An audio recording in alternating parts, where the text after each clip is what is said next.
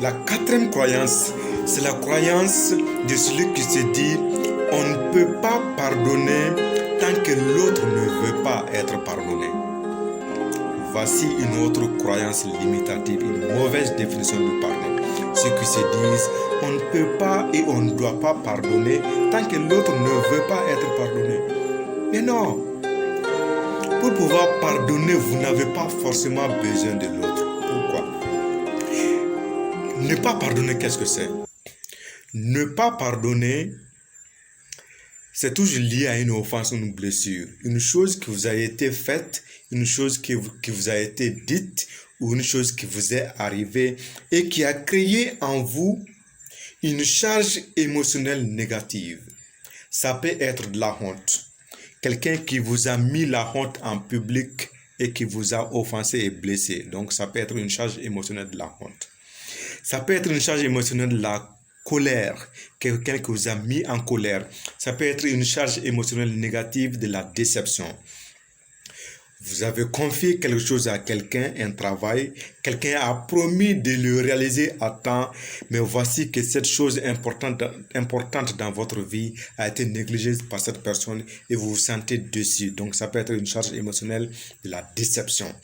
Donc ne pas pardonner, c'est entretenir cette charge émotionnelle négative encore et encore, en y pensant et en ressentant l'émotion dans son cœur et dans tout son corps, cette charge émotionnelle négative. Voici ce qu'est ne pas pardonner. Ne pas pardonner, c'est garder en soi une rancune dans notre pensée et dans notre cœur comme émotion et dans notre corps entier comme émotion, de mauvaises émotions, de basses émotions, des émotions négatives. Voici ce qu'est ne pas pardonner. Voilà pourquoi pardonner, c'est se libérer de ces charges émotionnelles négatives-là. Si ne pas pardonner est quelque chose qui se passe en vous, c'est-à-dire dans votre esprit, dans votre cœur et dans votre corps, cela voudrait dire que pardonner est également une chose qui se passe en vous, dans votre esprit, dans votre cœur et dans votre corps. Voilà pourquoi, pour pouvoir pardonner à quelqu'un, vous n'avez pas forcément besoin de cette personne.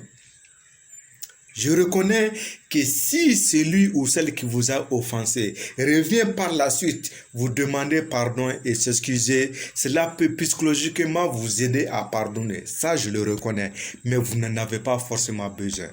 Pourquoi? Parce que selon les exemples que j'ai donnés, il peut arriver que celui qui vous a offensé, vous n'aurez plus accès à lui.